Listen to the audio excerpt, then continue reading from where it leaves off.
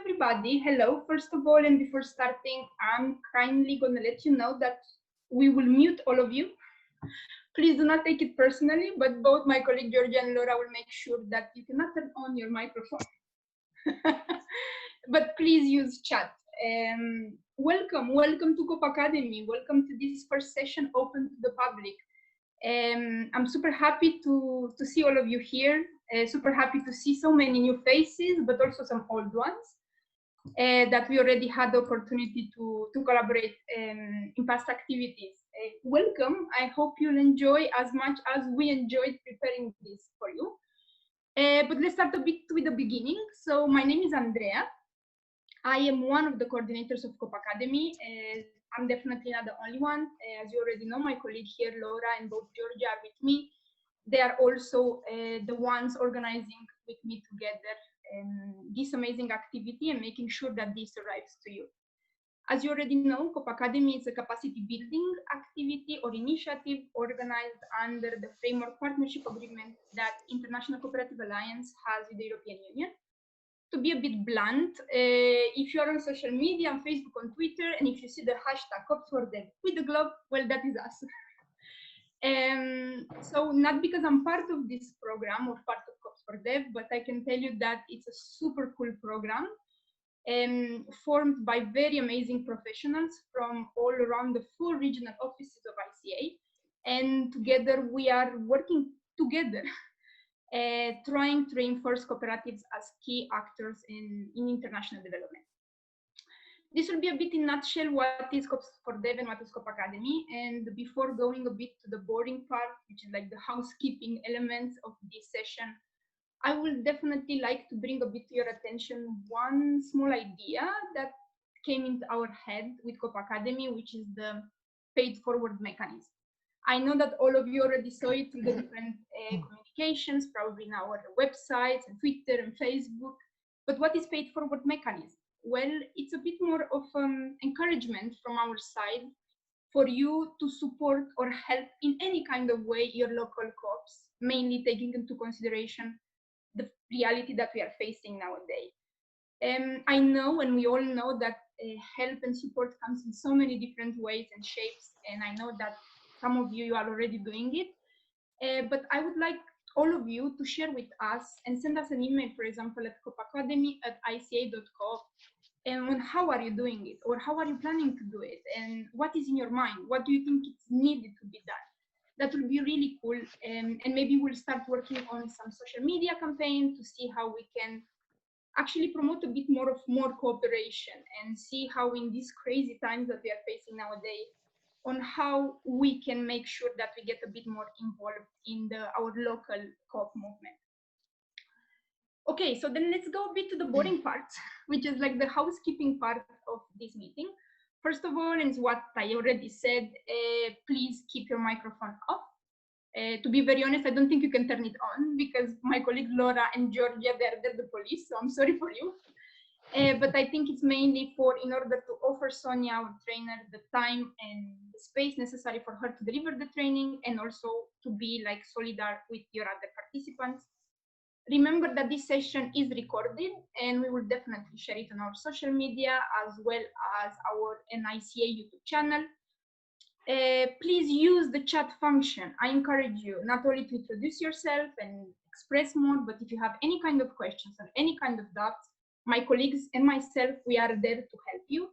The same while Sonja is delivering her training, please use the chat function, and my colleagues will make sure that if you have any kind of questions during the question and answer segment, we'll pass that information to her. One last element, as you already know, for the second part of this session, you will all be divided into different groups. Kindly ask all of you and encourage all of you to share with everyone your opinion, but at the same time to also give your peers the opportunity to speak. At the end of the day, the objective of Coopacademy is like to share, but also to get knowledge. And with this being said, I will try not to talk more and bore you even more with my things. So maybe we just get past to the main reason why we are all here. To know more from Sonja, as you already know Sonja, she's a professor of economics and academic director of the International Center of Cooperatives Management at Saint University St. Mary University in Canada. I hope, Sonja, I said that right. If not, please feel free to correct me. Yep, you got there. Yes, thank you. I tried to memorize it.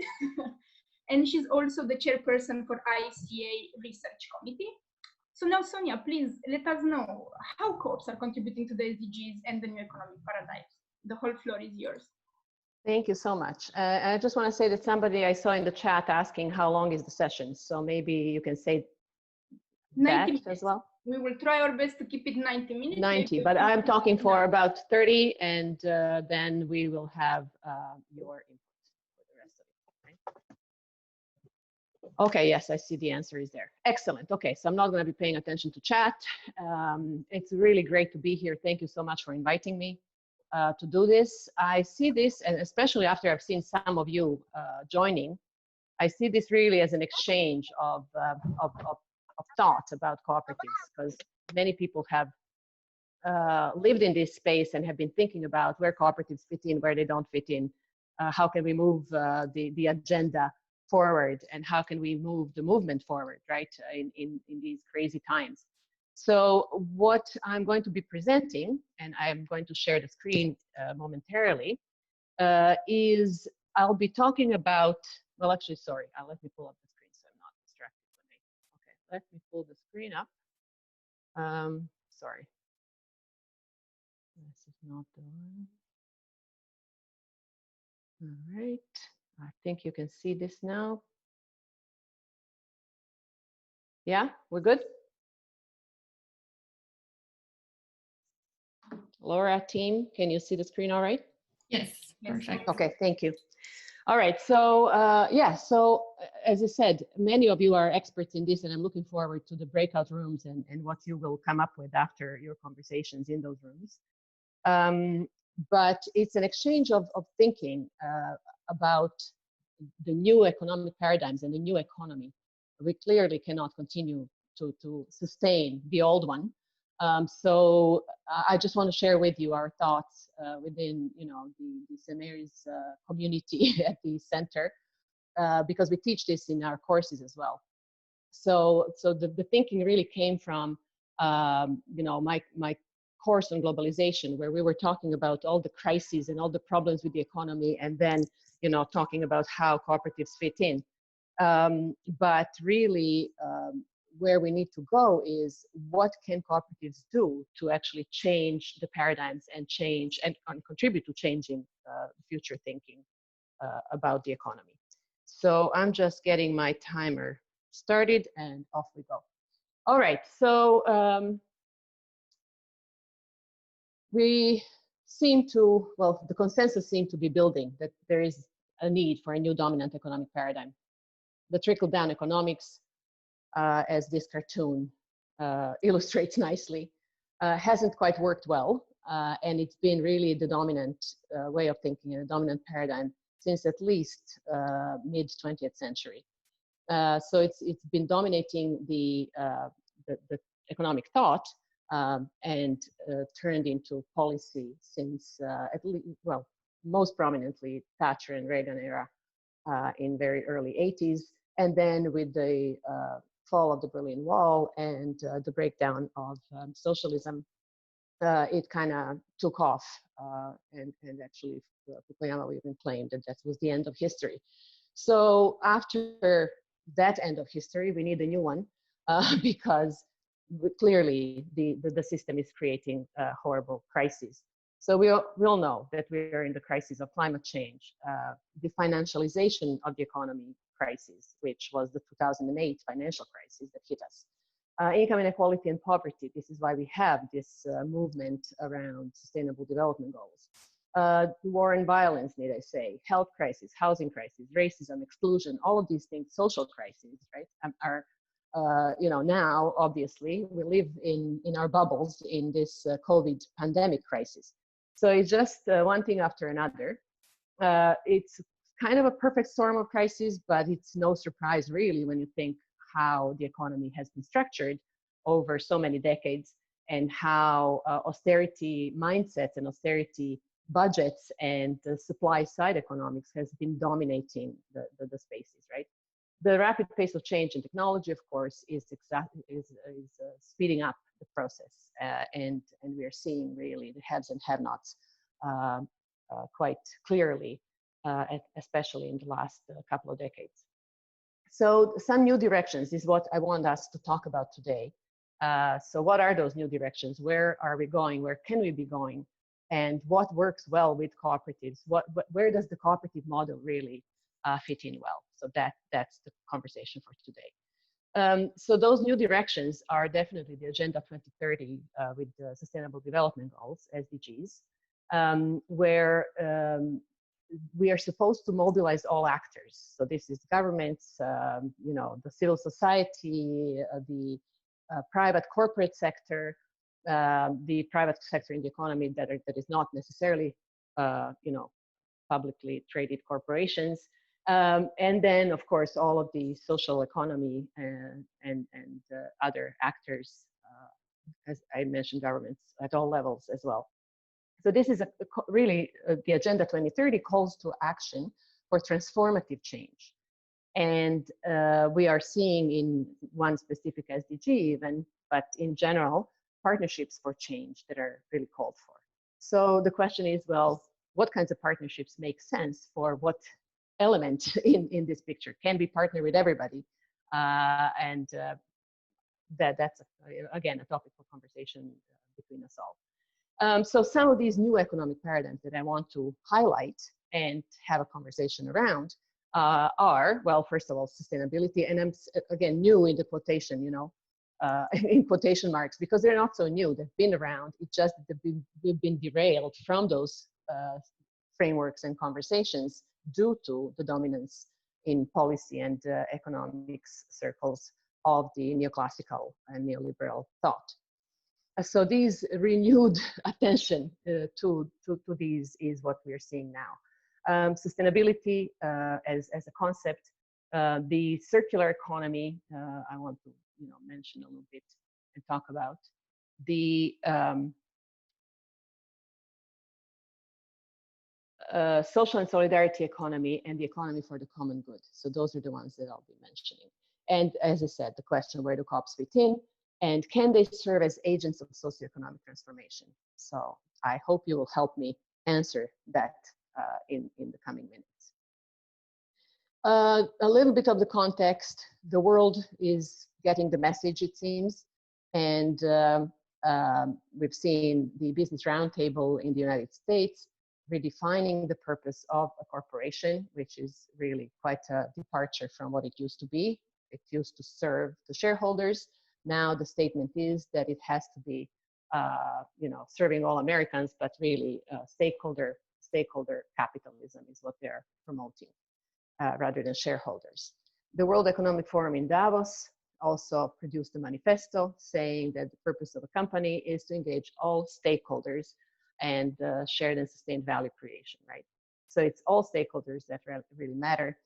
And again, it's quite a shift from what the corporate world has been talking about. So the world is moving in this direction, and it seems, as Doug O'Brien of the NCBA CLUSA stated, what took you so long? Like, co-ops have been there for all this time, right? So in answering what took you so long and whether this is really something that cooperatives need to take notice of, is a question, I guess, for the movement. So sustainability, we all are familiar. We're here because we all know about SDGs, I suspect.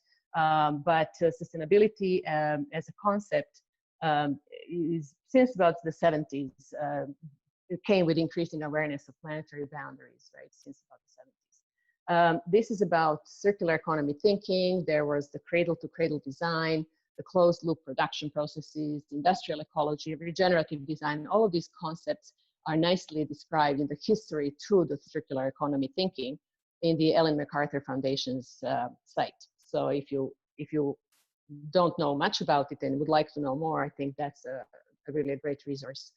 And you can see again how historically this came to be, and that these ideas have been floating around since, as I said, about the 70s. The Brundtland Commission's report came in '87, and since then we have a definition of sustainability, leaving the planet to the next generation like we found it. But I have here, its health, resilience, and adaptability that maintain this planet in a condition where life as a whole can flourish, right? This is one of Wall's definitions. So yeah, sustainability is what we're talking about. Sustainability is what we need to get to in order to actually have a planet, in a couple of decades as well. But what interests me is this transformation, right? So we have to transform the economy. It's not enough to just, tweak and make changes that are really marginal and incremental. But this transformation requires attacking the root causes that generate and reproduce social, economic, political, environmental problems and inequities, right? And not merely the symptoms. So most of the solutions so far have been really looking at the symptoms and going after the symptoms rather than the root causes. This statement is in UN UNRISD, right? UN Research Institute for Social Development paper in 2018. And so I want to know, and again, I hope to engage in a conversation with you, are co-ops fit for the task? Can they be the agents of transformation? Are cooperatives adaptive? Do they create resilient and sustainable communities? We do have some evidence and some narratives around cooperatives actually being resilient.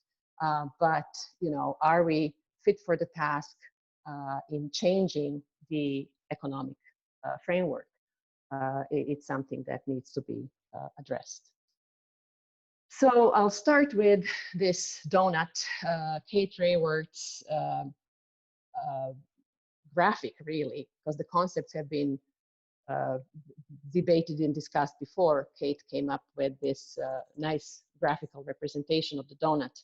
So this is known as the donut economics. It's really just framing the social foundations and ecological ceiling of the safe space and just space for humanity to exist and flourish, right? So the economic, what this donut economics, or Kate Rayworth's, as I said, graphics represents is really a nice depiction of a nice graphical representation of where we need to operate. But she doesn't prescribe how we need to do that, right? So it's where does the economy have to happen, economic activity and social activity. All right, so I want to kind of break it down a little bit for those of you who are not familiar with the donut economics, because it really conceptualizes encompasses a few conceptual frameworks. All right, so the essence of this circle is that there is the inside of the circle in the donut, in the hole, right, as a social foundation. So the dark green is the minimum the minimum we need to have to not have anybody deprived in the economy of the basic necessities. And the outer dark circle is the ecological ceiling. This is how far we can go because the planet cannot sustain us beyond that circle. So this light green is the safe and just space where we need to function. So she, in the inside of this, basic social foundation, includes she represents what we don't have enough of. So it's a shortfall in the basic social necessities or needs, right? So that's water, food, health, education, housing, equality, peace, income, work, and so on.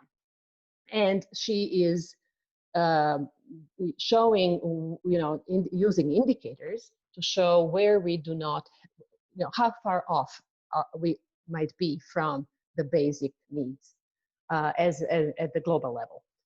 And then the outer ecological ceiling comes from scientific research, and it is establishing the boundaries for how far we can go on climate change, on ozone depletion, on air pollution, freshwater withdrawals, land conversion, biodiversity loss, and so on. So that's what the elements of the donut represent. And on the social foundation there in red, you see indicators that show the shortfall, where we don't meet the basic needs. And it's pretty much on all of them. Now, the basics of the social foundation are as I said, indicators that she uses are really the indicators that are also used in Sustainable Development Goals, in SDGs. So this is partly a representation of SDGs, and she's showing the indicators that have a clear benchmark. So we know what it's supposed to be. Oops, pressed the wrong thing. We know what it's supposed to be, and that's what enters into the indicator space. So for food, it's population that's undernourished. For health, it's using mortality rate under 5, and the expectancy, birth expectancy at less than 70 years. For education, it's illiteracy and children out of school and so on. So these indicators, again, are in the publication that I have listed there that you can take a look at. But I just want to point out that this donut economics representation is really directly connected to SDGs. So you have food linked to SDG 2, zero hunger, health linked to SDG 3, the education SDG 4, and so on. So income and work to no poverty, water sanitation, the energy, right, affordable energy to all, networks, number 9, and so on, housing, and you get the idea, right, gender equality, and down to 16 on peace and justice. So that's what is inside the donut. The outside of the donut is the science, as I said, hard scientific boundaries, but there are the gray areas on air pollution and chemical pollution. We do not have set bounds, so that's why they're in gray. The red is what we have overshot already. So this is, we know the benchmarks, we know where it's supposed to be, and we have overshot those bounds.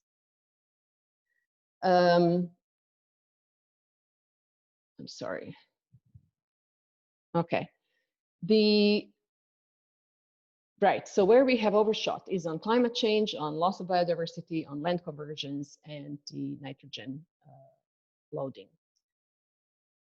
The green inside is where we are not, you know, they'll be safe, right? But it's not in overshot. So ozone layer depletion is not in red yet. All right, and this is then the donut that we all have seen. I'm sure those of you who are familiar with the concept have seen this one. That's putting it all together and giving this donut economics. So we need to be in the green area. We need to be in the green zone. Now, as I said, Kate Rayward doesn't tell us how to be there. So there are other concepts and frameworks and paradigms that actually suggest what the economy needs to look like. What she does say is that the economy must be regenerative and distributive by design. It has to be distributive so that social foundations would be shared by all, and it has to be regenerative.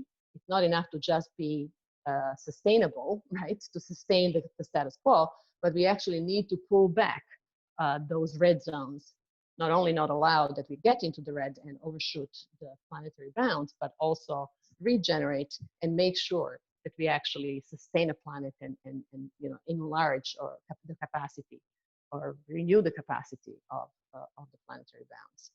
So it has to be regenerative and distributive by design. That's what she does talk about. And here is what she states for this design of the economy. Distributive, to pre-distribute the sources of wealth creation, right?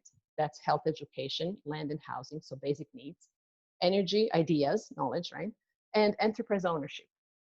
And this, not surprisingly, is something that we know a lot about, right? So the enterprise ownership being widely, you know, well, democratized really, is what she's also seeing as the future paradigm. And then regenerative by design, to work with the cycles of the living world, running on sunlight, waste becomes food, so these are natural cycles, modular by design, so that it's resilient and adaptive, and open source, so accessible.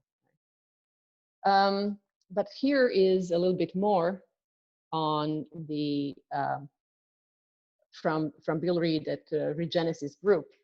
on sustainability. I just wanted to bring up that slide as well so that you can see that there is a lot more to this than I will cover or that I know. But basically, they're making a case in their Genesis group that sustainable is not enough. It's not good enough. That we are now in the degenerating mode of the and technical system design. That green is moving us towards sustainability, but it's not sustainable either. Sustainable is zero, net zero, so neutral. But we need to get into the restorative and regenerative living system design in order, as I said, to actually pull it back in that donut presentation that you've seen. So again, I'm tossing this at you if you're interested in continuing to look into this, because these are all resources that I found really fascinating and interesting to take a look at and think how we fit in. Where can we actually flourish as the cooperative sector, or movement, better to say. All right, on the circular economy, so this is my next concept, right? That is quite present in policymaking. European Union is quite advanced on promoting the circular economy. And again, Ellen MacArthur Foundation is the source of all sorts of nice things, videos and coverage in different spheres of human activity that you can take a look at. So linear economy is what we have right now. We take, make, use, weigh, and toss in the waste basket. The recycling economy would get us from take, make, use, and then recycle some. And there's still quite a bit of waste. And, whoops, sorry. And the circular economy would actually create almost no waste if we are designing products, and this is the big circle there, the picture. So if it's redesigned to be manufactured with the return and reuse in mind, right? So the user would reuse, be able to reuse, repair. This is the, recycling would be a part of it, but it is really sort of the last resort rather than a planned structure. So the circular economy is about reusing, recycling, and not owning. So consumer goods would be really leased rather than owned and returned to the maker to actually reuse all the component parts. There is some caution coming from zinc in particular, and this is a paper I'm quoting here. They're saying that circular economy may not be what it seems, in that it really is separating consumption from impact, decoupling, right? What it means is that it doesn't suggest that we need to change consumption patterns, and these authors don't believe that that is sustainable. So our consumption patterns in the circular economy parlance do not change a whole lot, and they are basically making a case that there is a rebound effect, that actually as materials are, there's less materials used in the units made, price becomes lower. As price is lower, by your demand 101, more will be used, and those who haven't had access to the product now will, so that in fact you're going to see increased consumption, which will become a problem. So what they do point out is that good practice in the circularity context is to actually share or lease rather than own. So again, a washing machine, you wouldn't be the owner of and then toss it when you're done, but whoever sold it to you will come and pick it up after its life cycle is over and turn it into new products. Reuse, reduce, of course, and recycle as the last resort. But sharing, leasing, and redesigning the manufactured products to last for a long time is the trick. All right, so now we go to another concept. So again, circularity has nothing to do with the ownership structures. I'll just, before I actually go here, let me come back. So in the advice and caution, I was thinking of circular economy in the sense of well, who is in it?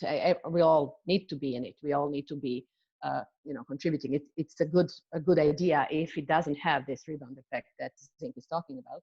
But it has nothing to do with ownership. It doesn't have anything to do with democratizing the economy. It has nothing to do. It's still profit driven. It still rests on the same incentives, right? So large multinational corporations are involved in pushing this agenda forward, which is fine. We better be there than not. But my point being that there is nothing in terms of civilizing the economy that we talk about in the context of cooperatives and other socially minded kinds of enterprises. The economy for the common good is another one that I wanted to mention. And it is because this is the concept that's coming with the changing incentives. And it's the only one I've seen that is actually incentivizing a different thing. So it's Christian Felber. He is an Austrian researcher in Vienna. And he pulled together a great team who came up with all sorts of indicators and measures, but also the concept and now practice. I don't know how many, I think it's in the thousands now of companies who are actually using his framework and indicators to measure their progress.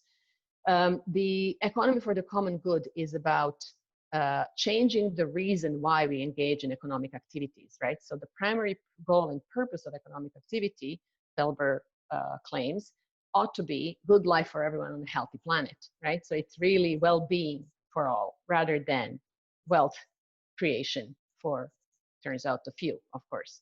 But it's not about wealth creation. It's not about becoming richer. It's about actually allowing us to live healthy lives. So the values-driven businesses that Felber is speaking to, right, actually are committed to human dignity. So people-centered. They're about solidarity and social justice, about environmental sustainability, and transparency and co-determination. Co-determination is the worker participation in governance, right? So co-determination is, for those of you not familiar with it, a term that's been used to describe German system of workers actually participating in governance on the boards of directors for companies larger than, I believe, 500 employees. So co-determination is worker voice. The policy incentives. So what Felber talks about is not only that these values are what should be penetrating the economic life, but the economic activity has a different purpose, and it's, as I said, not about wealth building, and it is also linked to policy making. So he's proposing that these values-driven businesses be given incentives, right? So that you have a tax break if you actually can prove that you are adhering to these values. And so the tax incentives and other fiscal and incentives would be accompanying the change in behavior of enterprises. So this is de-incentivizing profit seeking. So profitability is not going to be your mark of success, but your adherence to values would be. And I thought I should put this up as well, although it may seem a little bit detailed, just to show you what this economy for the common good rests on and what it produced.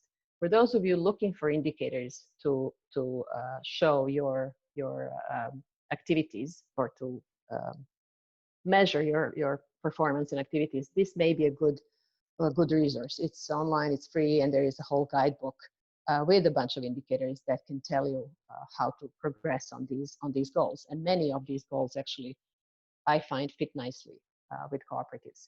So they're talking about stakeholders. These are, who is being impacted by economic activity, and those are the suppliers, owners, which is, financial service providers as well, employees, including co-working employers, customers and other companies, and social and environment, right? Society and environment. And then the values that they propose are human dignity, solidarity and social justice, environmental sustainability, and this transparency and co-determination. And then you have a matrix of indicators. As I said, the guides exist that you can take a look at.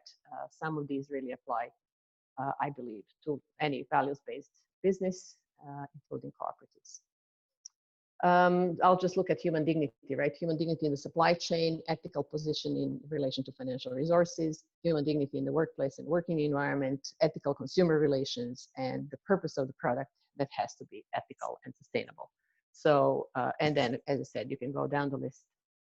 These seem quite relevant. So that's another paradigm shift. And as I said, to me, the most important reason that we should take a look at this framework is that it's changing the incentives. It's moving from profit and financial success. I'll also just point out that these indicators, for example, have been used by cooperatives for ethical finance. And they use the point system because each of these indicators actually is assigned certain points, positive for positive impact and negative for negative impact. And they have been used by cooperatives for ethical finance in order to assess whether a project should be financed from the values perspective. So they assess it, give it points, and then propose to cooperative members to actually join in financing projects that actually have a sufficient number of points on the common good matrix. So it's really a useful tool, as I said, and I've seen it used this way as well. All right, another conceptualization of the economy that I suspect many of you are familiar with is the solidarity economy, social and solidarity economy nowadays.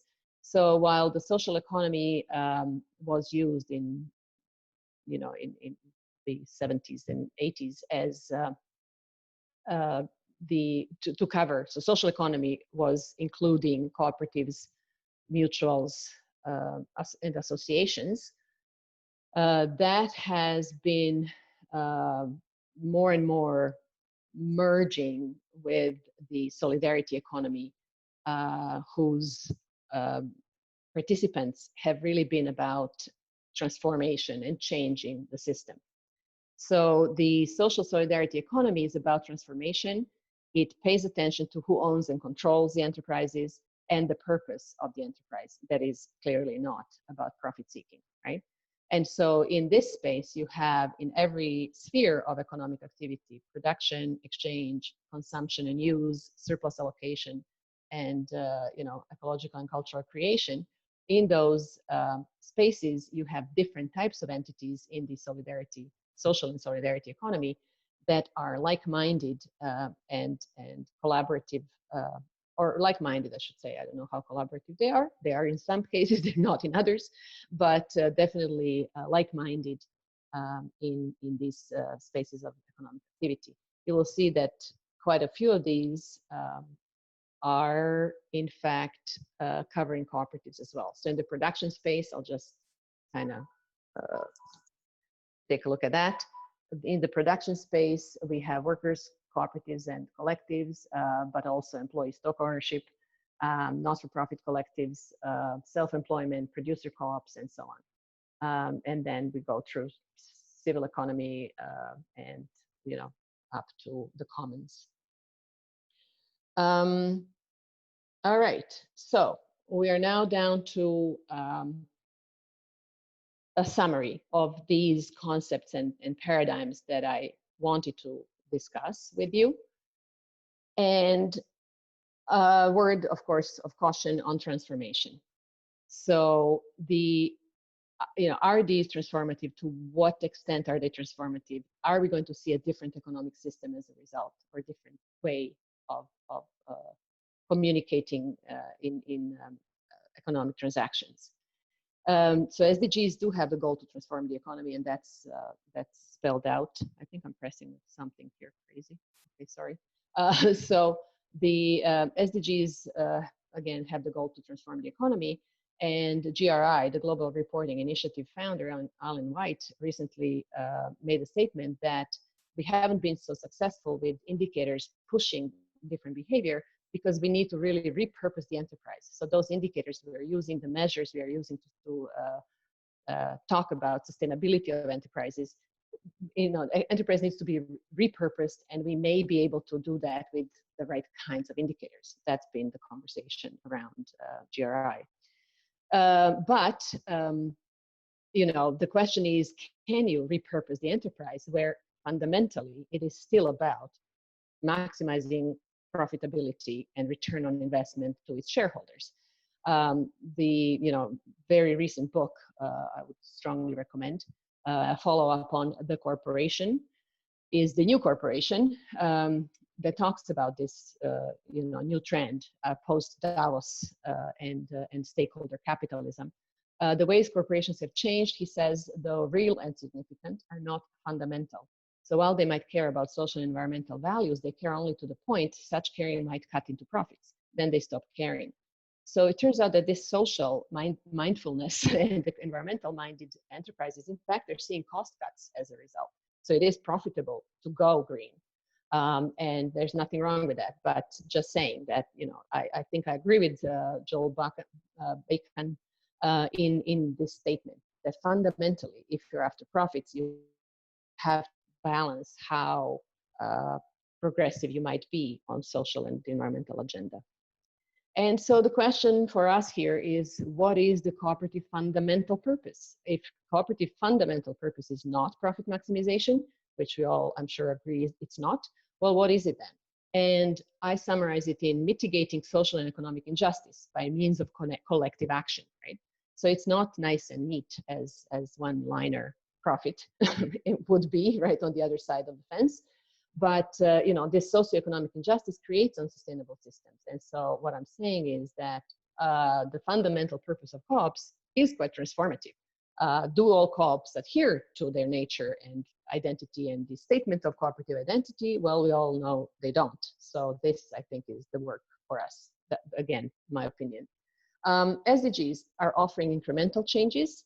Some of them are better than others. If you look at indicators, so SDGs, I absolutely like personally and agree with, and I have no issue with the 17 SDGs. But when you look at indicators within each of them, there are some issues. And some of those indicators support status quo. One on growth and GDP measure, for example, is an obvious problem, and so on. So there, there's a lot of work to do on SDGs if you get into the indicators area. But as a concept, as shall we contribute to reducing poverty? Absolutely. I mean, there's nothing to argue with. So I just want to point out to you that there is a project by UNRISD, the UN Research Institute for Social Development, that's working on transformative sustainability indicators from social solidarity economy perspective. So SSE, including cooperatives, is informing how to go about those indicators. And although there are some restrictions there too, here's what I'm thinking the cooperative difference ought to be, right? That since co-ops are mitigating social and economic injustice by means of collective action, they internalize the externalities. So what's external to profit maximizer is the cause of cooperative existence in many cases. And addressing structural issues. Cooperatives address unequal income distribution. They don't create it. They address the dominant role of capital, because capital is just a tool to reach a different goal with cooperatives. They address global production, consumption, and services with being very localized and networked. They address long supply chains by actually going quite short, especially if they adhere to Principle 6 on co-ops. And they address commodification of necessities. So cooperatives decommodify land, labor, and money, right? So commodification of land and work is what worker cooperatives and agricultural cooperatives or land trusts or housing cooperatives are doing, decommodifying those, removing them from market forces to actually protect the members. And so I'm saying that sustainability from the cooperative perspective has to be about the distribution of power and income, the subordinate role for capital, about the competitive pressure, the yardstick role. So in markets where you have a single buyer, let's say, cooperatives enter to actually mitigate that economic injustice. About promoting human dignity, that's impacting workers, consumers, producers, and community. About, as I said already, decommodifying the necessities. A cooperative, I have enterprise in my decommodification list, for example, right? Cooperative enterprises, I haven't seen one that was put together or that members came to create in order to become rich. It's usually to keep it as a going concern to meet whatever need they have. Longevity, serve future generations. Again, enterprise is not a commodity and not exposed to market speculations. And growth by networks, spawning spin-offs and growing membership rather than necessarily, capitalizing. However, again, of course, word of caution, not all co-ops do all of these things. All right, so we're down to the end of my chat here. I think I'm good on the time. And I want to bring up these questions for you. All right, so let me read the questions and then I'll ask our moderators to chime in. So I want to know, so you are going to be divided into smaller groups for discussion. So what resonates with you among all of these frameworks and conceptualizations of the economy? What resonates? Is your co-op proactive or is it reactive to this change in economic paradigms? Is your co-op adding to the problem or is it adding to the solutions? Does it contribute to system change and in what ways? And if you're not in a cooperative but in the movement, do co-ops in general do these things or don't they? Is what you could possibly engage in a conversation about. On the other side of my discussion list here, so one is whatever I mentioned here or other frameworks that you want to highlight. Is your co-op contributing to system change? How is it doing, and so on. On the other side of the question list is on indicators. If that's what your interest would be, what should co-ops measure and report and why? And does your co-op or do co-ops in general measure and report the right things? So if we need to use measures and indicators that will show that cooperatives in fact contribute to a regenerative or at least sustainable economy, what should we report on? You may be inspired by the list I had up there, or you may think of your own stuff. I'll be very, very keen to see what you all have to add to this. Thank you. Thank you so much, Sonja. Then I will kindly inform all the participants that we are starting the group. Please take into consideration that in the group there is not such a thing as a facilitator. All of we are in a democracy, we are a cooperative, one voice, one vote. So please feel free to start talking. And you will see timing there after 30 minutes. The group or the activity will be finished, and then we come back to all of you to exchange with Sonja and to let us know what are your conclusions. Good luck, and I hope you have amazing conversations. And one small thing, Sonja, you will be in one of the groups, but you can move yourself out super fast. Just technically, it's not possible for me to exclude you from the beginning. Okay. Enjoy, everyone. Hello, everyone. Welcome back. I saw that some of you just didn't want to leave the groups, which makes me really happy, and I hope Sonja as well, because that means that you had super interesting conversations. Now, unfortunately, as you already know, we are quite a lot, so we cannot, it will be amazing if we'd all be able to exchange verbally, but that will not be possible. So I'm kindly asking all of you to use the chat function. Right there in the chat, any kind of questions or any kind of conclusions that your group reached to, or any kind of solutions or any kind of inspiring ideas. Try, if it's possible, to make it in a tweet kind of thing, like 140 characters. The team here, Georgia and Laura, they are working hard to try their best to synthesize everything and pass it to Sonja. And then Sonja, for sure, she will try her best to answer all your questions. So yes, please use the chat function. We have another 25 minutes, maybe a bit less, for questions and answers. And definitely the chat function will be shared with you after. So then we can see in the future if there is a need for more conversation. So Laura, my colleague Laura, the floor is yours. Thank you, Andrea. So hello everyone, so I'm Laura and I'm going to read some of the questions that were submitted in this chat with the help of my colleague Georgia that you can see here also on the screen. So for the first question, we have the following. Do you think that the COVID-19 pandemic has exposed weaknesses of the exploitative neoliberal economic order and has paved the way for realizing the true potential of cooperative enterprise for the economy for common good?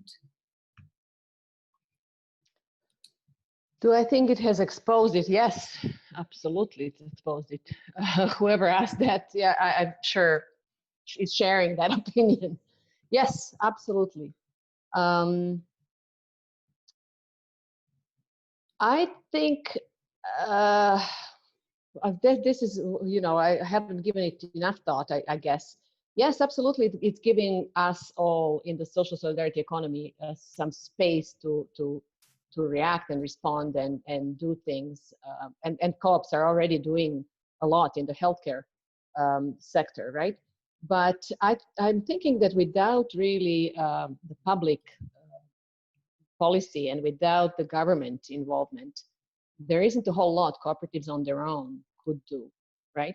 So in not contributing to the problems, in being, you know, responsive and resilient, you know, these are the spaces where economy for the common good kind of, you know, matrix and behavior can be structured in general. So, you know, how you do what you do is something that without the pandemic has to change.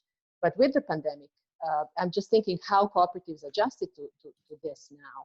For example, we hear that cooperative members volunteered for curbside deliveries, you know, of consumer food cooperatives, for example. So everybody was hit. Everybody, and I'm sure co-ops also have lost, you know, have closed down. Some have.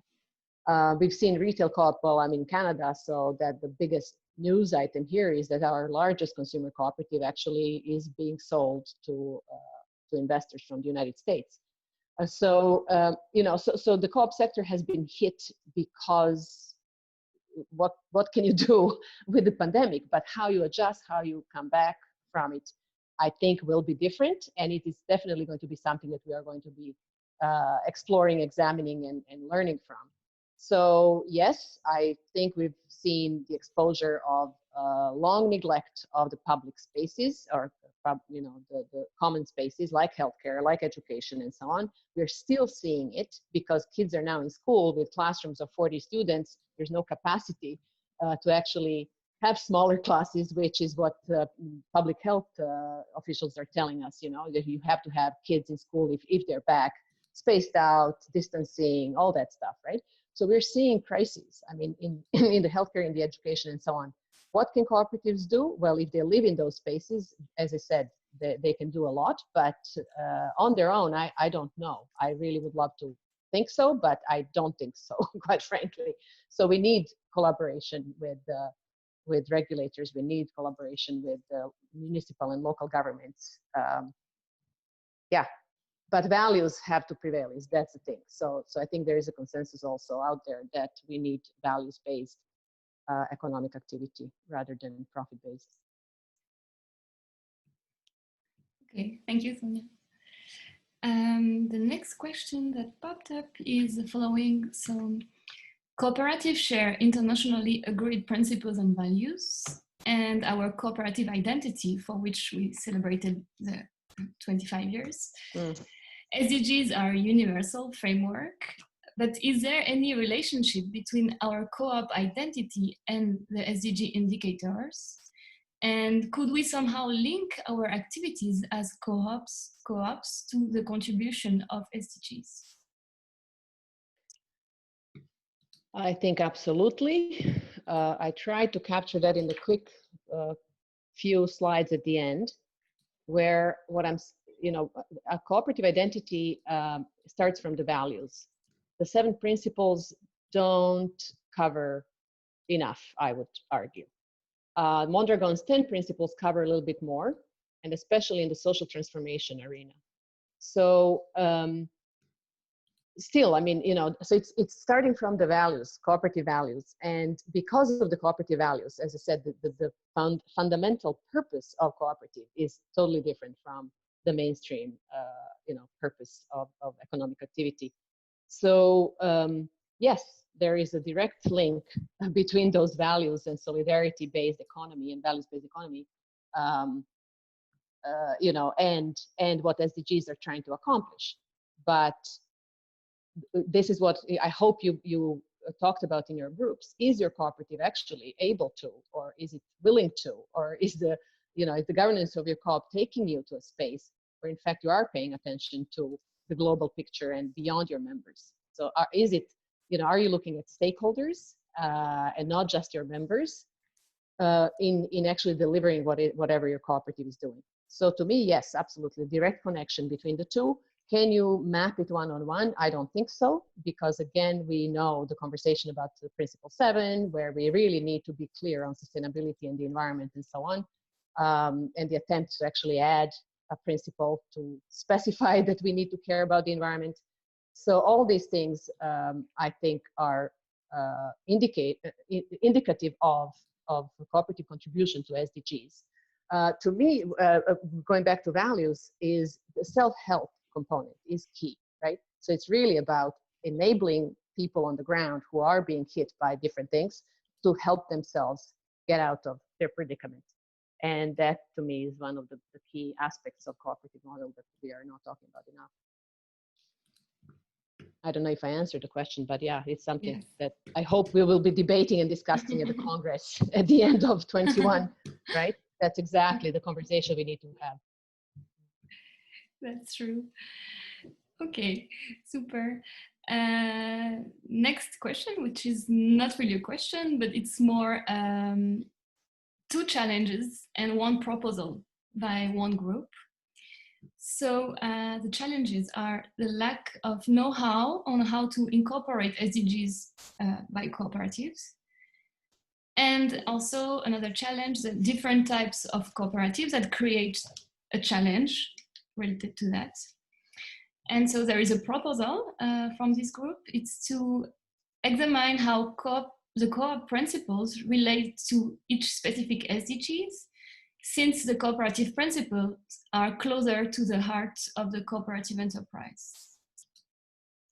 Yes, and there is work that's being done, it's ongoing on this. And one group I'm very close to is CIARC, a Center of Excellence in Accounting and Reporting here at my university, our sister center. They're working on exactly that, mapping SDGs and the principles. So there's work done on that. There's also the ICA publication on sustainability that came out after the blueprint, right? And there you have that, maybe not direct mapping, but definitely a link to, you know, if you're adhering to the principles and values, then you are also contributing to sustainability. But I believe there is also work done on mapping principles and SDGs in other countries. So, you know, I know of work in Chile. I've heard through CIARC, through Center of Excellence in Accounting, about the work that's done in Chile. So I'm sure there are others, and we maybe just need a platform to share those efforts, right? But yeah, the work is ongoing on that. But as I said, I think looking at these new economic paradigms and looking on to where the economy needs to go, that it may not be enough to just adhere to the 7 principles. I don't know that we are covering everything that needs to be covered. You can adhere to the principles and still stay in a linear economy, I'm thinking. You know, I'd like to hear other opinions, but, you know, but this is it. Can you be in the linear economy and you know, and recycle and behave, you know, be a good citizen and all that stuff, and not really think that, my God, that the economy should look differently. So let me try and change what it looks like and what, you know, how the whole thing flows. So this is where I think we need to go. And we can go there because of those values, because of, as I said, I mean, we're, you know, cooperatives are addressing fundamentally the social injustices and you know, environmental injustices may be a part of that if you're if your members are mindful of it. Thank you, Sonja. So we'll try to answer some more questions. I can see a lot of questions in the chat. Thank you everybody for contributing and sharing your thoughts. So the next one is, so indicators and measurement of social impact are prevalent within the question that we received. Which metrics fit us better? Is there any framework that can be used to measure and compare the cooperative to corporate business models' contribution to the SDGs? Again, if you look at the company level, so I would strongly recommend that you look at UNRISD, the UN Research Institute for Social Development, and their attempts to do some of that. And we can provide you links to it. So yeah, so what can we measure to show that we contribute to SDGs? I think if cooperatives measure what their purpose is, what they're set out to do, that we will hit all the SDGs. That's I think what I'm saying, and this is what actually was the conclusion of that publication of the ICA on sustainability as well, right? So if you are if you're adhering to the statement of the cooperative identity, you are going to be adhering to the SDGs. I don't see how you wouldn't. You need to be mindful of the things that your cooperative is maybe not doing because of the lack of awareness or lack of knowledge or whatever, right? So there has to be a deliberate attempt to actually not harm the environment, but to actually help it, right? And so again, the frameworks in the one I mentioned, the Economy for the Common Good, offers some indicators. The UNRISD work offers some indicators, but I like one. I'll just give you one that I keep repeating because it's one of my favorite indicators ever, from the Global Alliance for Banking on Values. So for the financial sector, for example, right? And some of the credit unions belong to the Global Alliance for Banking on Values. Some, they're not all in the Global Alliance, they're not all cooperatives. So there are non-cooperative banks as well.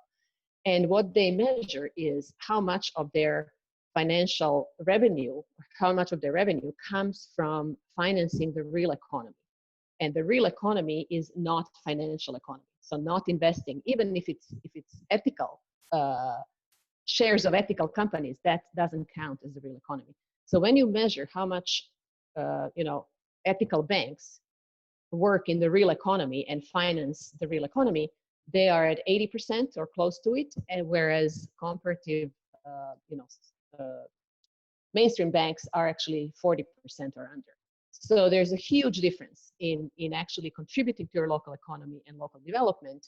That is, if you are a values-driven entity. So these are the kinds of indicators that I think can show the difference, where you can measure it in, comparatively between different types of ownership or membership in our case, different types of enterprises.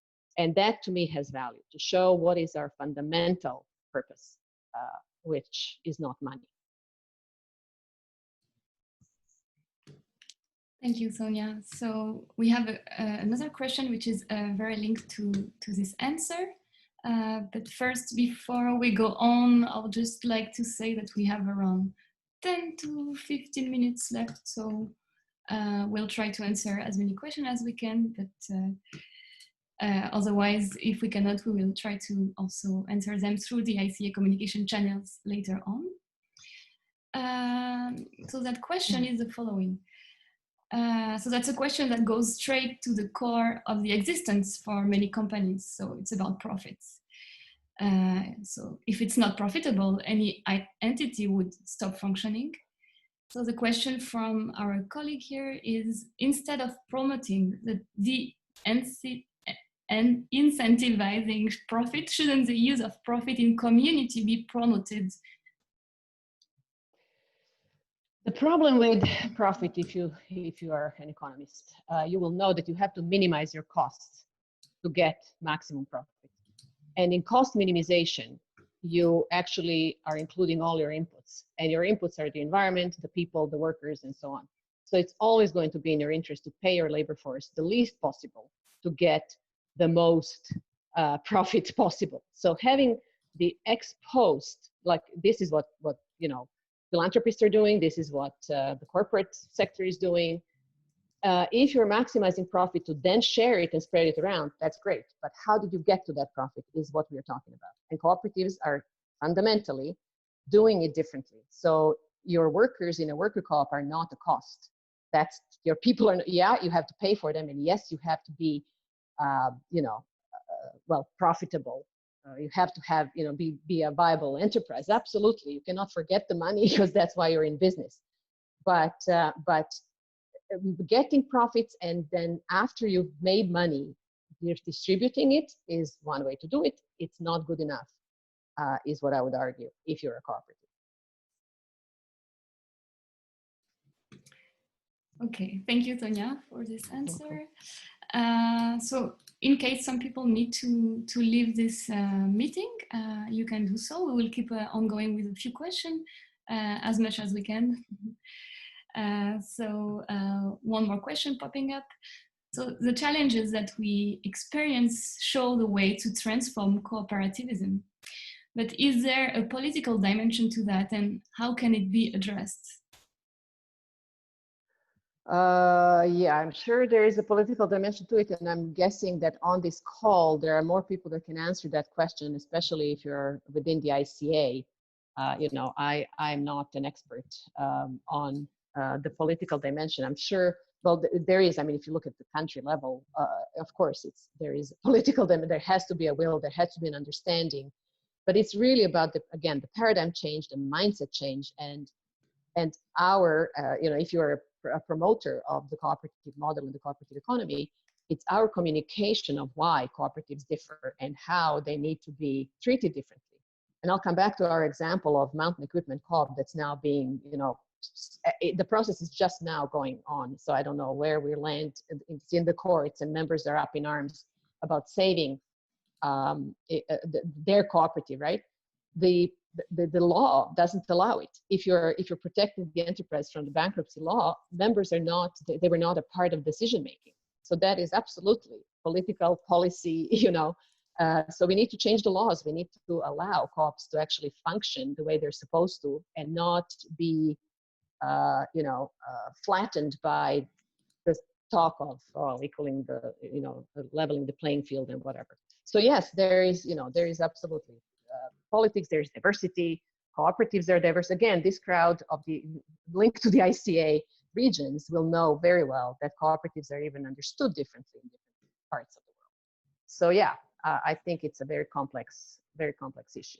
But you know, I'm speaking just from the enterprise perspective and leadership in your enterprises. So your members and your governing bodies and so on in the co-op itself need to really open up to figuring out what does tomorrow look like and who do we collaborate with, where do we find spaces that are sharing values, you know, and you'll find them among all kinds of enterprises, including family businesses, right? So where do we go, what do we do, who do we collaborate with to actually build a different kind of economy? But unless we know what that different kind of economy may look like, we're not going to know where to go. And often we go to investors for help rather than other like-minded entities.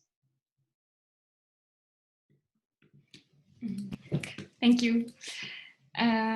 So here, I think we're going to go with the last two questions, which are popping up. So next one for you, Sonja. The transformative economy is the future where we can lead. But how do we deal with this in cooperation with others? What is the role of partnerships? Yeah, this is it. I mean, partnerships, you know, first of all, we're not doing, or cooperatives are not doing enough on Principle 6, on partnering with other co-ops, cooperating with other co-ops. So just there, if you look at your supply chain, if you look at what you do as a cooperative, are you actually looking for co-ops to partner with in everything you do? If you know, so where's your supply coming from? Who's selling you stuff? Why are you not looking for a co-op to do that? Or are you? So that's the first, of course, level of partnerships. And then you go up, well, broader into social solidarity economy, to me, is a clear fit. And then, again, broaden it up. So you know, somebody in Scotland was saying they cooperate with cooperatives, principle 6, and they collaborate with others. And if you can push behavior on others, so if you can, you know, demand that your supply chain be ethical, this, that, or the other, then that's great. If you don't have that power, well, then scale up, network with co-ops, and then go after actually changing the system you can change. So there are other like-minded enterprises, and again, there are plenty of them. Some social enterprises, not all, but some are absolutely a great fit. Depends on the region, depends on the definition, all that stuff. But you need to be aware and mindful and know that many are out there who actually share the will to go there, and they may have a different structure. I would absolutely collaborate with those who actually are truly seeing, in the conversation, seeing where you're coming from. Super, thank you, Sonja. So this time it's the last one, very last question. So just a kind reminder, this session is being recorded. So in case like someone had a connection problem or could not hear one of the answers, you will be able to watch it online on the ICA YouTube channel. So very last question for you, Sonja. Political interlocutors and donors many times overlap. So what is the best path forward for you so cooperative can play their role as global economic actors? And within the SSE, can we still remain true to our identity and scope? Well, I would need more information to understand where this question is coming from. Can we? Yes, I think networks in the SSE, are, if anything, have been growing. You know, I think there is absolutely scope for impact. Would it be enough as it stands right now? No, because it's still a minority of the global economy. So yeah, I would need, you know, that's all I can say, I think, at this point, without more context.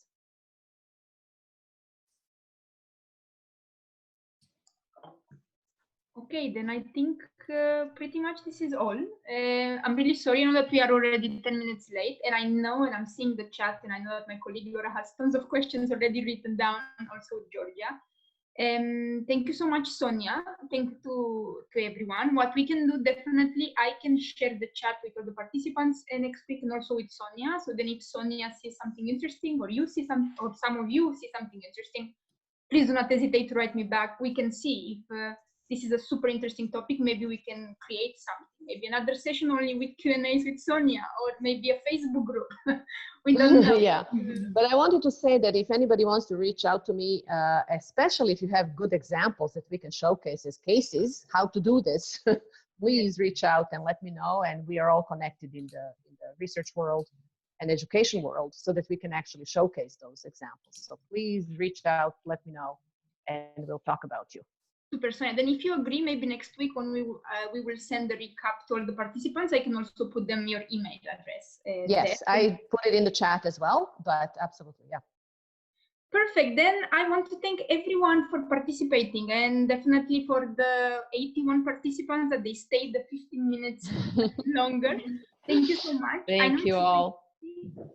And definitely thank you, Sonja. They're all eyes on you for delivering such an amazing session, in my opinion. And thank you so much for accepting our invitation. Thank you. It's been a pleasure.